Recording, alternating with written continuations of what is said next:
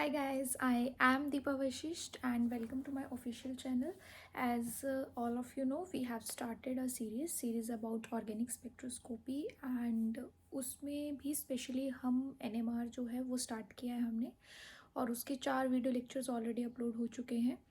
Last हमने किया था about number of signals, how to calculate that and आज की वीडियो में हम करेंगे शिफ्ट के बारे में, पोजीशन ऑफ सिग्नल के बारे में कि किस तरीके से हमें पता चलता है कि जो केमिकल शिफ्ट है वो हमें प्रोटॉन्स के नेचर के बारे में बताती है कि वो sp3 है, sp2 है, ये सब चीज़ें हमें कैसे पता चलती हैं, ये सब डिटेल में हम आज के वीडियो लेक्चर में करेंगे. So without wasting any time let's start the video.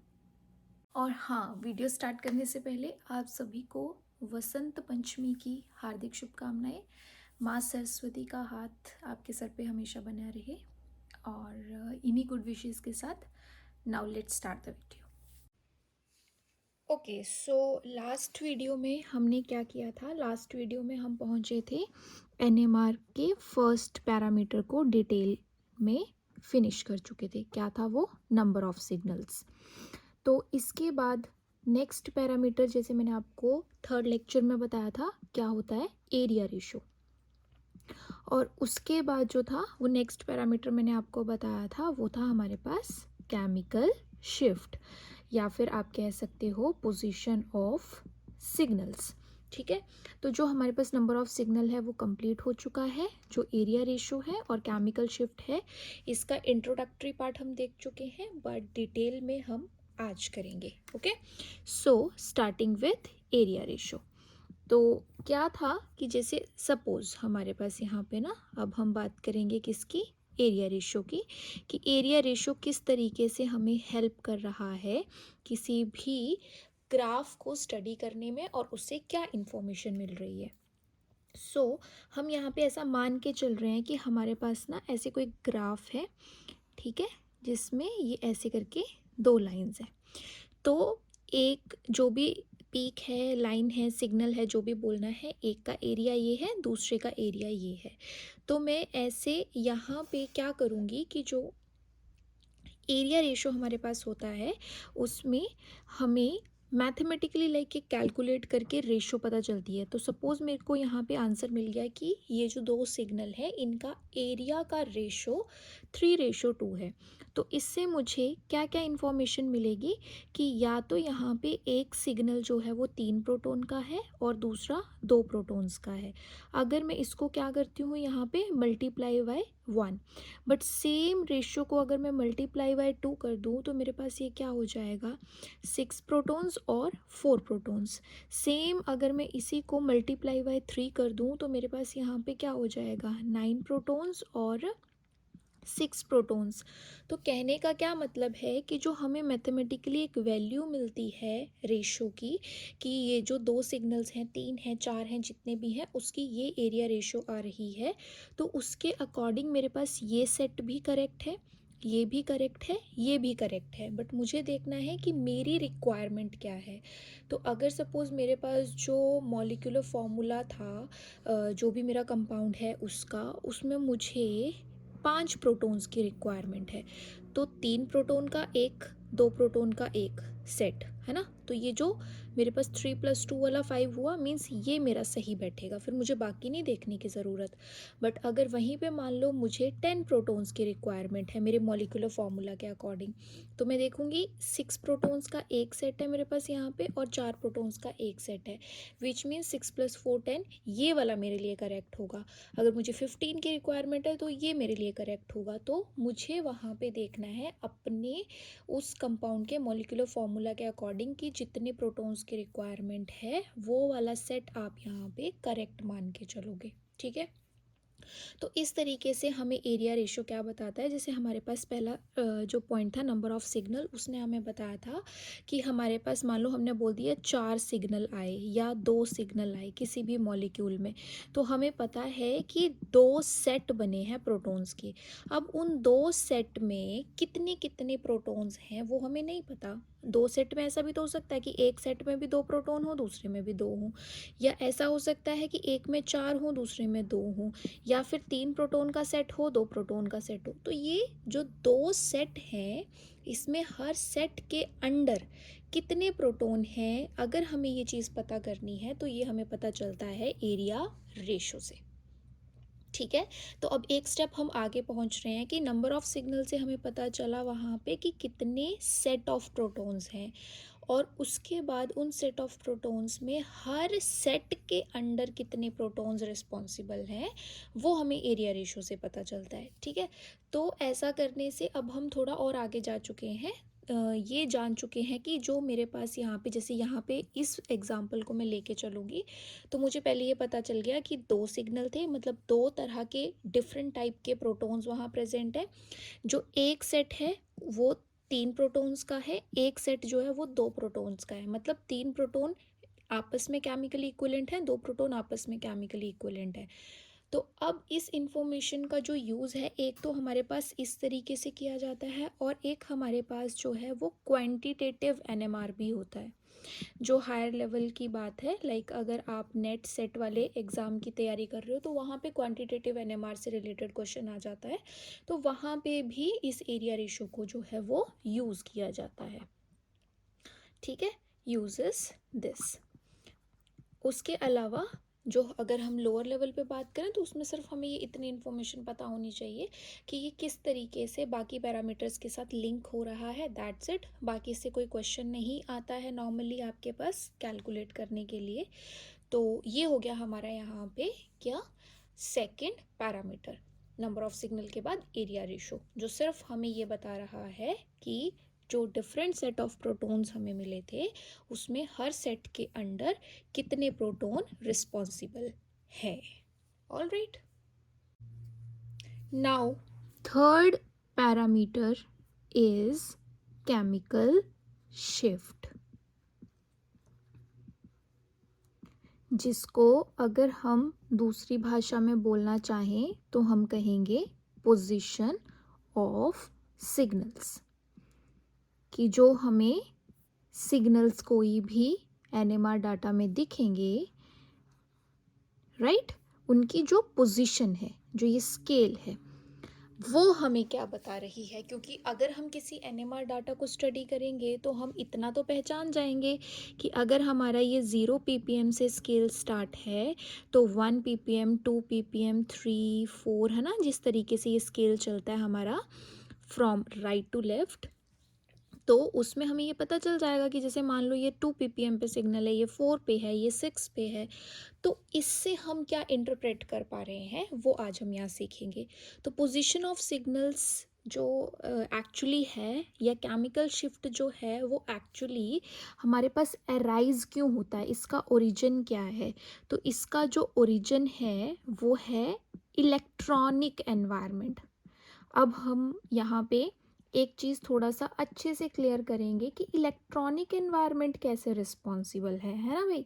हम तो बात ही न्यूक्लियाई की कर रहे हैं, फिर इलेक्ट्रॉन्स का क्या लेना देना यहाँ पे। तो ऐसा होता है कि जो हमारे पास यहाँ पे न्यूक्लियस है, जैसे हमें पता है कि उसके आसपास इलेक्ट्रॉन्स हैं, तो इलेक्ट्रॉन्स के कम ज़्यादा होने से जो इसका खुद का मैग्नेटिक बिहेवियर होता है वो चेंज होता है, और अगर इलेक्ट्रॉन्स की डेंसिटी कम ज़्यादा होने से इसका मैग्नेटिक बिहेवियर चेंज होगा, तो उस मैग्नेटिक बिहेवियर के चेंज की वजह से इसके जो पोजीशन है सिग्नल्स की उसमें डिफरेंस आता है।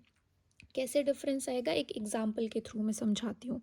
जैसे आपके पास यहाँ पे एक है CH3 CH2 and then Cl। ठीक है, एग्जाम्पल मैंने क्या लिया, ये ओपन करके लिखा है, शॉर्ट में अगर मेरे को लिखना है तो मैं इस एग्जाम्पल की बात कर रही हूँ, CH3 CH2 Cl। तो इस मॉलिक्यूल में मेरे पास देखा जाए तो जो क्लोरीन है वो कैसा एलिमेंट है, वो इलेक्ट्रोनेगेटिव एलिमेंट है ना। इलेक्ट्रोनेगेटिव आपको पता होंगे, हमारे पीरियोडिक टेबल में फ्लोरीन क्लोरीन जो ग्रुप वाले हैं हमारे पास, उनकी बात हो रही है, फ्लोरीन ग्रुप की, हैलोजन वाले, क्योंकि उनकी इलेक्ट्रोनेगेटिविटी काफ़ी ज़्यादा होती है, औरों की भी होती है बट ये स्पेशली नोन रहते हैं अपने उसके लिए, है ना।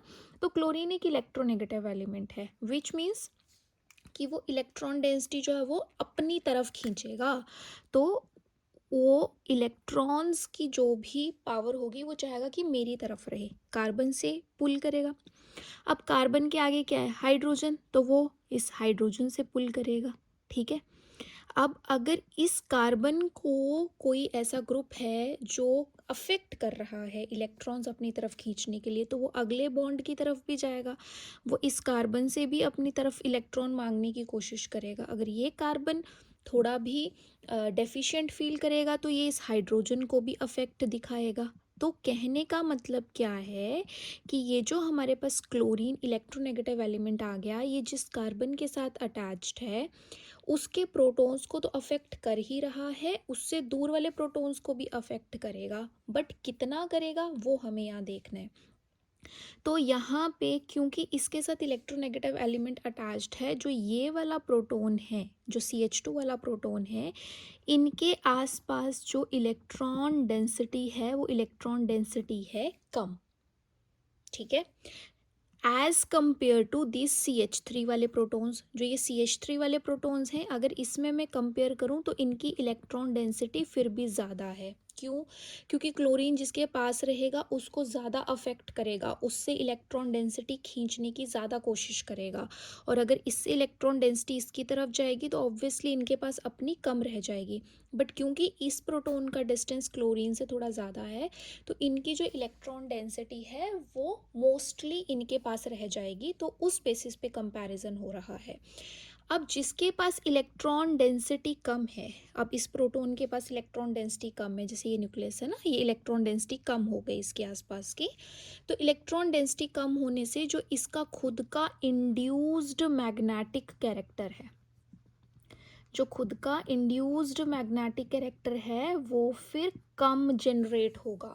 अगर ये इलेक्ट्रॉन डेंसिटी कम रहेगी तो इसका जो मैग्नेटिक कैरेक्टर जनरेट होगा उसकी पावर भी कम होगी, जबकि अगर इलेक्ट्रॉन डेंसिटी ज़्यादा होगी तो जो खुद का उसका इंड्यूस्ड मैग्नेटिक कैरेक्टर है वो क्या होगा, वो ज़्यादा होगा। ये अभी तक बात सिर्फ किस मैग्नेटिक कैरेक्टर की हो रही है, जो न्यूक्लियस खुद जनरेट करता है, जिसकी वजह से हम न्यूक्लियाई को टाइनी मैग्नेट कह रहे थे, उसकी बात हो रही है, ठीक है।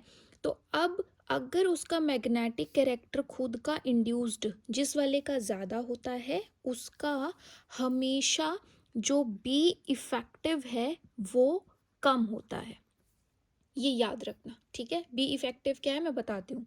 और जिसका खुद का इंड्यूस्ड मैग्नेटिक कैरेक्टर कम होता है उसका बी इफेक्टिव हमेशा ज़्यादा होता है।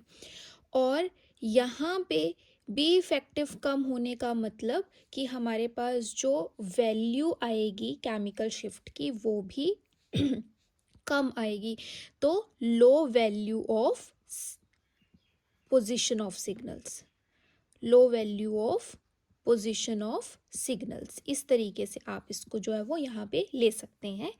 और जिसकी बी इफेक्टिव ज़्यादा उसकी high value of position of signals, ऐसे आप याद रख सकते हो।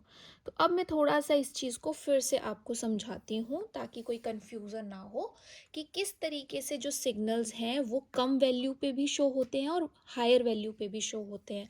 तो उसके पीछे का रीज़न क्या होता है, एक्चुअली उसके पीछे का रीज़न कुछ इस तरीके से रहता है, जो मैंने यहाँ पे एक एग्जाम्पल के थ्रू डिस्कस किया कि अगर आपके पास सपोज ये इस तरीके का कोई मॉलिक्यूल है, कोई एक एग्जाम्पल है, तो उसमें एक सेट का प्रोटॉन जो है वो किसी इलेक्ट्रोनेगेटिव,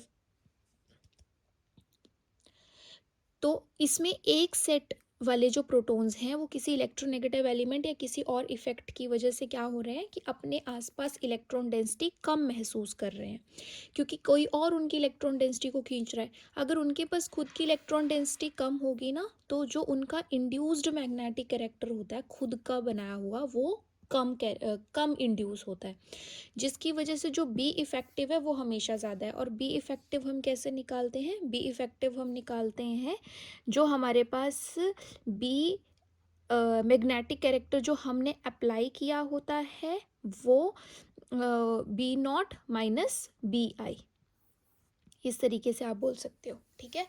मतलब कहने का मतलब क्या है कि कोई भी सिग्नल जो है वो एक्चुअली इस मैग्नेटिक कैरेक्टर की वजह से ही प्रोड्यूस होता है, ना ही इस वजह से होता है कि उसके पास कितना खुद का इंड्यूस्ड है, ना इस वजह से होता है कि हमने एनएमआर इंस्ट्रूमेंट के थ्रू बाहर से कितना अप्लाई किया है। वो दोनों उतने इंपॉर्टेंट फैक्टर नहीं होते हैं, मतलब एट द एंड निकलता तो बी इफेक्टिव उन दोनों से ही है, बट आप इस मतलब वहम में मत रहना कि हाँ अगर खुद का मैग्नेटिक कैरेक्टर ज़्यादा है तो उस वजह से फिर वो मतलब उसमें रहता होगा। नहीं, मेनली हमारे पास यहाँ पे जो मुद्दा है वो बी इफेक्टिव का है, और जो बी इफेक्टिव हमारे पास यहाँ पे है वो कैलकुलेट होता है B naught minus B I, which means B naught ये हमारे पास है जो हमने एनएमआर इंस्ट्रूमेंट में फिक्स किया है कि इतनी मैग्नेटिक स्ट्रेंथ बाहर से अप्लाई हो रही है, और बी आई होता है जो वो न्यूक्लियाई अपने आप इंड्यूस करता है, उसमें से माइनस करके जो वैल्यू बचती है वो बी इफेक्टिव है। तो ये हमेशा याद रखना कि बी नॉट तो दोनों ही प्रोटॉन के लिए सेम होगा। अगर हमने इस पूरे कंपाउंड को किसी इंस्ट्रूमेंट में डाला है तो अप्लाई जो हम बाहर से करेंगे एक्सटर्नल मैग्नेटिक फील्ड होगी, वो तो दोनों को सेम ही मिलेगी ना।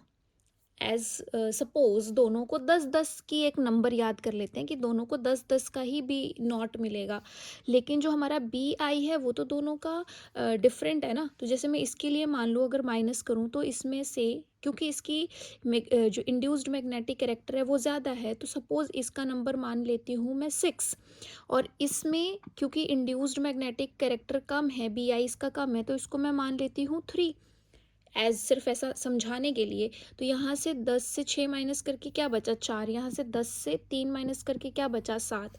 कहने का मतलब क्या है कि B naught external magnetic field जो इंस्ट्रूमेंट से प्रोवाइड हो रही है वो तो दोनों प्रोटॉन्स के लिए सेम ही होगी क्योंकि सेम कंपाउंड है ना, लेकिन जो उसका खुद का इंड्यूस्ड मैग्नेटिक कैरेक्टर है वो डिफरेंट है। तो जिसका ज़्यादा है उसके लिए मैंने थोड़ा सा ज़्यादा नंबर लिख लिया, जिसका कम था उसका कम लिख लिया, और जब मैंने उसका डिफरेंस निकाला तो आंसर आपके सामने खुद है कि जिसका खुद का इंड्यूस्ड मैग्नेटिक कैरेक्टर ज़्यादा था उसका बी इफेक्टिव आया कम एज कंपेयर टू दिस, और जिसका खुद का जो इंड्यूस्ड मैग्नेटिक कैरेक्टर है वो कम था उसका बी इफेक्टिव आया ज़्यादा एज कंपेयर टू दिस। तो आई होप ये एक सिंपल सा मैथ है जो आपको थोड़ा अभी समझ आ गया होगा।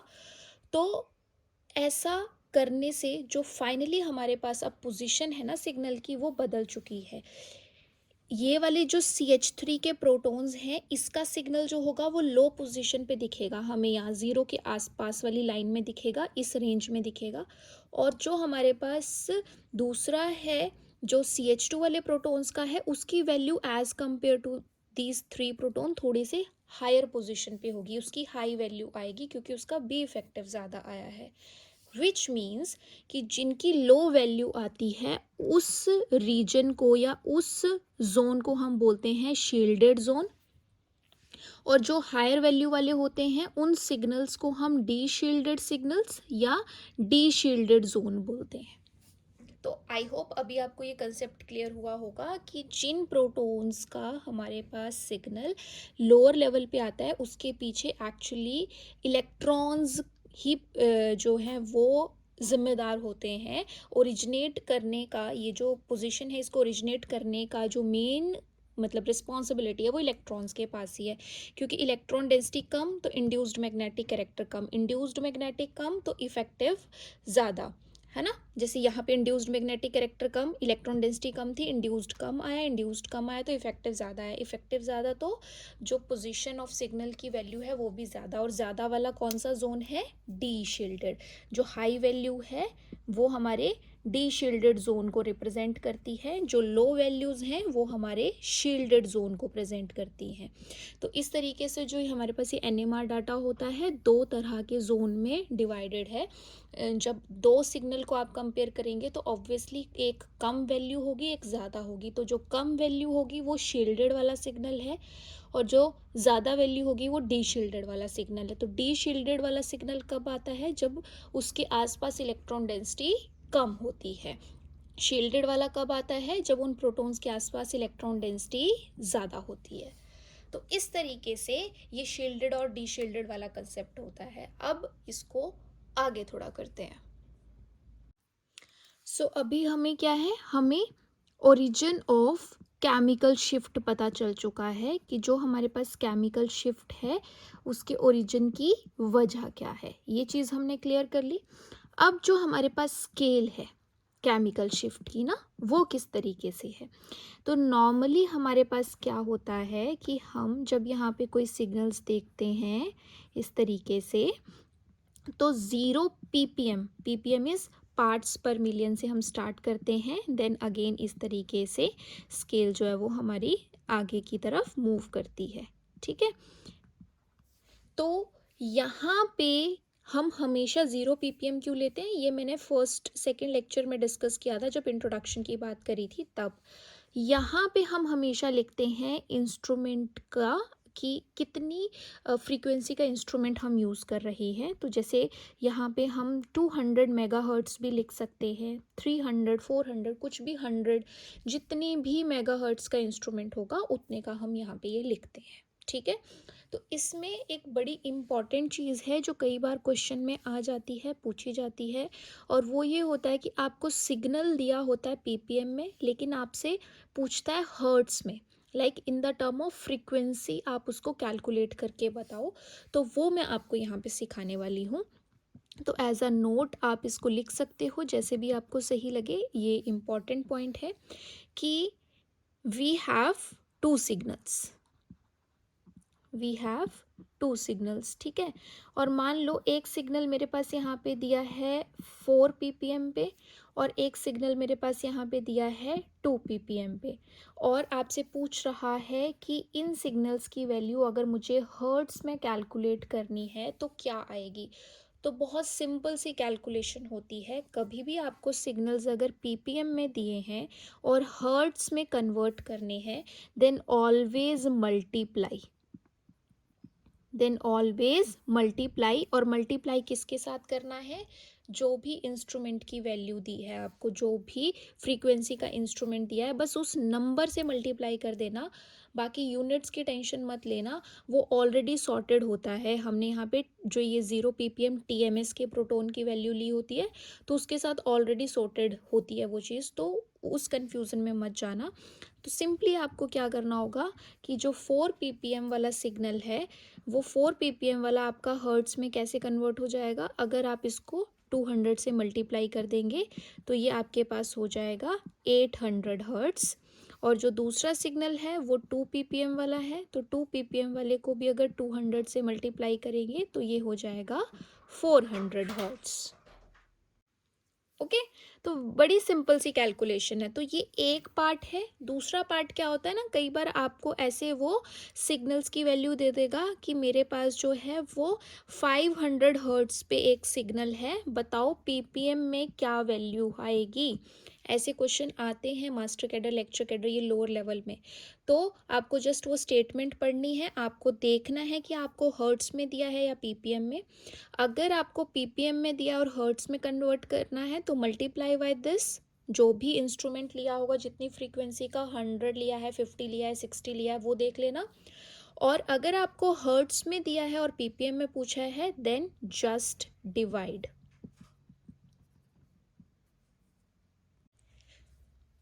तो यहाँ पे अगर जैसे मान लो मेरे पास ऐसा कोई इंस्ट्रूमेंट है जो मैंने 100 मेगाहर्ट्ज़ पे लिया है, और मैं ऐसे आपको कोई वैल्यू देती हूँ 500 हर्ट्ज़ वाली कि मेरे पास कोई पोजीशन है, तो इसका कैलकुलेट करो। तो क्या करना है, बहुत सिंपल है। पीपीएम में कन्वर्ट करने के लिए जो भी वैल्यू आपको हर्ट्ज़ में दी है उसको इंस्ट्रूमेंट से डिवाइड कर देना है, तो आपके पास क्या आ जाएगा आंसर, 5 ppm। ठीक है, इसको स्टार मार्क कर लेना, इंपॉर्टेंट है ये चीज़। इससे क्वेश्चन आपको स्टेटमेंट में आ जाता है, बहुत सिंपल क्वेश्चन होता है, सिर्फ स्टेटमेंट को ध्यान से पढ़ना होता है। तो आपको यहाँ पे कई बार जो केमिकल शिफ्ट है वो पीपीएम में भी दिया जाता है, हर्ट्स में भी दिया जाता है, बट हम हर्ट्स में नॉर्मली यूज़ नहीं करते। अगर हम प्रैक्टिकल बात करें तो पीपीएम वाली स्केल हमारे लिए बेस्ट है।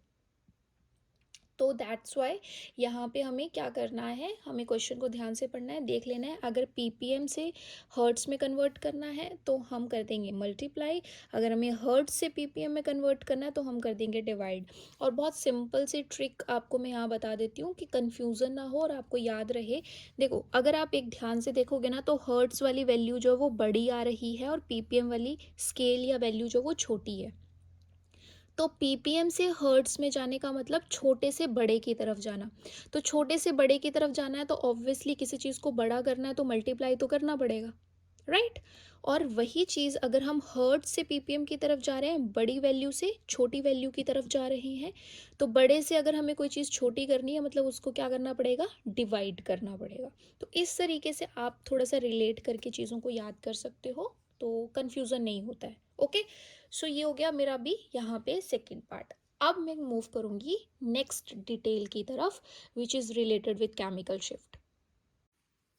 अब देखो नेक्स्ट पॉइंट वो है जो मैं आपको इससे पहले बताती आ रही हूँ कि जब हमें कोई भी पोजीशन सिग्नल की पता चलती है तो उससे हमें ये पता चलता है, it tells us about the nature of proton. ये मैंने आपको बोला था, तो वो वाला पॉइंट हमारा भी डिस्कस नहीं हुआ है, तो वही मैं आपको बताने जा रही हूँ कि नेचर ऑफ प्रोटॉन हमें कैसे पता चलता है। हमें कैसे पता चलेगा कि वो जो प्रोटॉन है वो sp3 वाले कार्बन के साथ हैं, sp2 वाले के साथ हैं, या फिर मान लो एल्डिहाइड का प्रोटॉन है, या फिर एसिड का प्रोटॉन है, या एरोमेटिक है।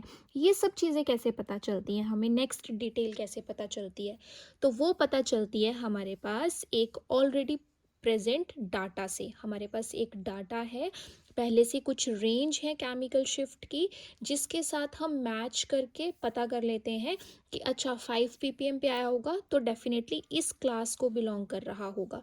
तो वो डाटा क्या है ये ध्यान से आप नोट डाउन कर लीजिएगा और अपने माइंड में रखिएगा ताकि आपको ये आगे हेल्प कर सके।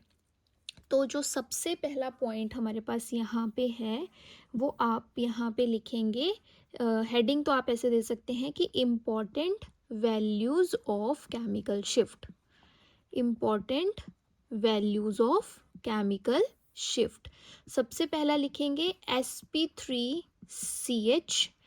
विदाउट एनी इलेक्ट्रोनेगेटिविटी, कि कोई इलेक्ट्रोनेगेटिव एलिमेंट अटैच नहीं है, और sp3 वाला वो हाइड्रोजन है जो कार्बन के साथ अटैच्ड है, तो उसकी रेंज जो होती है, अगर इस टाइप के प्रोटॉन की वैल्यू आनी है तो वो 0.5 से 2 ppm के बीच ही आती है मोस्टली।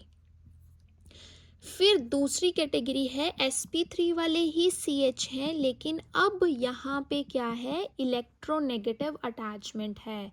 जैसे अभी मैंने आपको पीछे एग्जांपल करवाया ना कि क्लोरीन अटैच था उस कार्बन के साथ, दो तरह के कार्बन थे, एक CH3 वाला था दो तरह के कार्बन थे, एक CH3 वाला था और दूसरा जो था वो CH2Cl था। तो जो CH2 वाले प्रोटॉन थे वो भी sp3, बट वो इलेक्ट्रोनेगेटिव के साथ अटैच थे।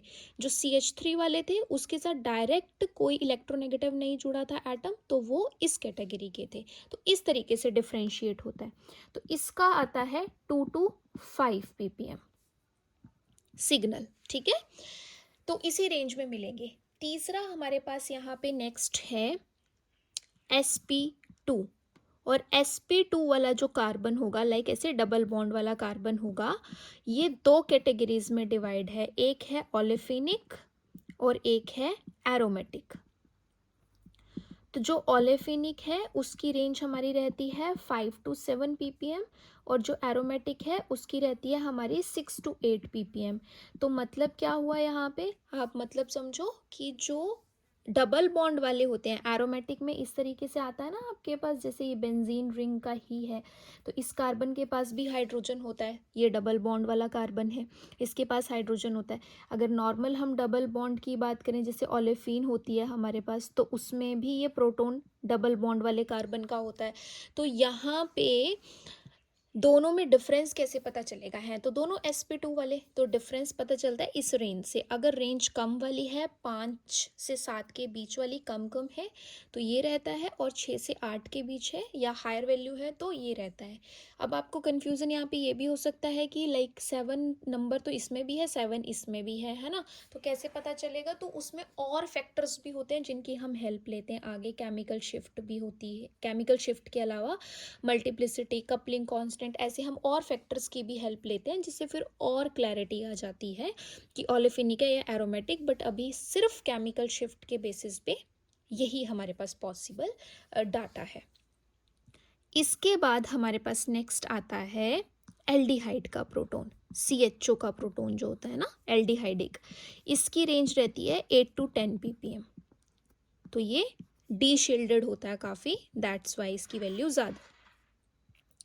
देन हमारे पास कार्बोक्सिलिक एसिड का प्रोटॉन है COH का, तो इसकी तो और भी ज़्यादा होती है, सबसे ज़्यादा वैल्यू है यहाँ पे ऑलमोस्ट बाकी सारे इनके कंपैरिजन में, क्योंकि ये काफ़ी ज़्यादा डीशील्डेड होता है। इसके साथ ऑक्सीजन इलेक्ट्रोनेगेटिव एलिमेंट्स हैं जो इस प्रोटॉन को काफ़ी ज़्यादा डीशील्ड कर रहे हैं। ठीक है, तो अभी वो कंसेप्ट अब समझ भी आ रहा होगा। तो ये तो एक सिंपल सी रेंज है कि एक सीक्वेंस में स्टार्ट हो रही है 0.5 से 2, 2 से 5, then 5 to 7, 6 to 8, 8 to 10, 10 to 12। But इसके अलावा और भी थोड़े से हमारे पास ऐसे प्रोटॉन्स हैं जो इम्पॉर्टेंट हैं और जो इस स्केल में नहीं है, तो वो आपको मैं अलग से बता रही हूँ। ये एक सीक्वेंस में याद कर लेना। और इसके अलावा sp3 हो गया, sp2 हो गया, बट sp वाला कार्बन नहीं हुआ, ट्रिपल बॉन्ड वाला ना। तो ऐसा प्रोटॉन जो ट्रिपल बॉन्ड वाले कार्बन के साथ अटैच्ड है, उसकी जो रेंज है वो हमारी रेंज वहाँ पे आती है 1.5 to 3 ppm, 1.5 to 3 ppm। इसी तरीके से मेरे पास यहाँ पे जो है वो OH और NH के प्रोटॉन्स भी हैं। जैसे हम NH2 है ना, इस तरीके का ये अमीन्स वाला कि जो नाइट्रोजन के साथ हाइड्रोजन अटैच्ड है और जो ऑक्सीजन के साथ हाइड्रोजन अटैच्ड है, अगर इस तरीके के प्रोटॉन्स हैं तो उसकी भी रेंज 1.5 से स्टार्ट होती है, बट वो 5 तक जा सकती है।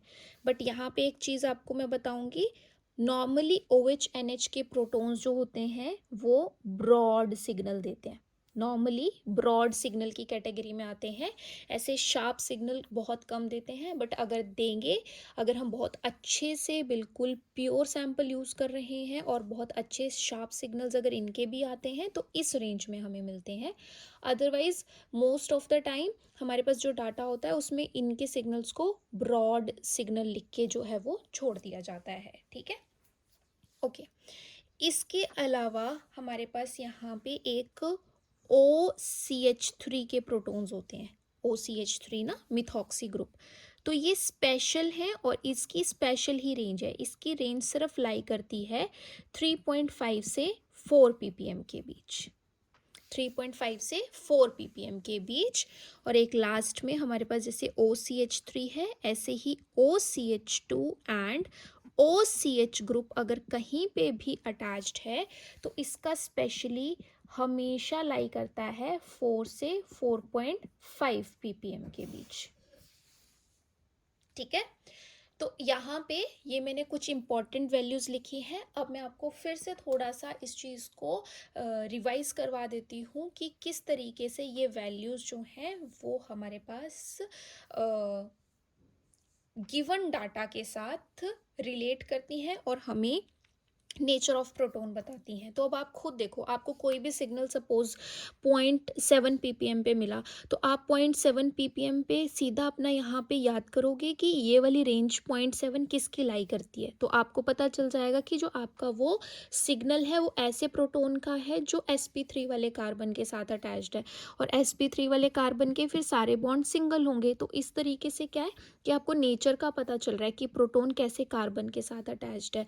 तो फिर आगे इसका जो स्ट्रक्चर बनाना होगा उसमें हेल्प मिलेगी। अगर वो sp2 वाला होगा फिर डबल बॉन्ड, अगर sp वाला होगा तो ट्रिपल बॉन्ड। तो ऐसे वो उसके स्ट्रक्चर की इंफॉर्मेशन हमें आगे आगे देता जाता है।